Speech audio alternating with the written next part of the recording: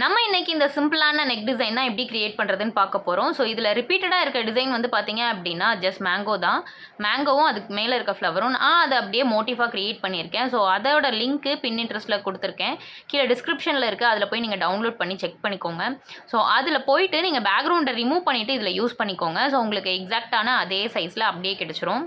அந்த இமேஜை நம்ம கேன்வா ஆப்பில் யூஸ் பண்ணி நம்மளோட டிசைனுக்கு தகுந்த மாதிரி நம்ம டிசைன் பண்ணிக்க வேண்டியதான். ஸோ கேன்வா ஆப் போக நம்மக்கிட்ட ஸ்டென்சில்ஸும் அவைலபிளாக இருக்குது. இந்த ஸ்டென்சில்ஸை வச்சு நீங்கள் ஈஸியாக ட்ரேஸ் எடுத்துக்கலாம். உங்களுக்கு ட்ரேஸ் எடுக்கிற டைம் ரொம்ப ரொம்ப ரொம்ப கம்மியாகும்.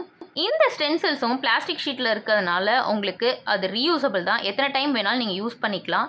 கிளியாது, வாட்டர் ஆர் கெரோசின் எது பட்டாலுமே ஒன்றும் ஆகாது. நம்ம ட்ரேசிங் பவுடரோட கெரோசின் மிக்ஸ் பண்ணி கூட நம்ம யூஸ் பண்ணிக்கலாம். ஸோ திரும்ப நம்ம வாஷ் பண்ணிட்டோம் அப்படின்னா பழைய மாதிரி ஆகிடும்.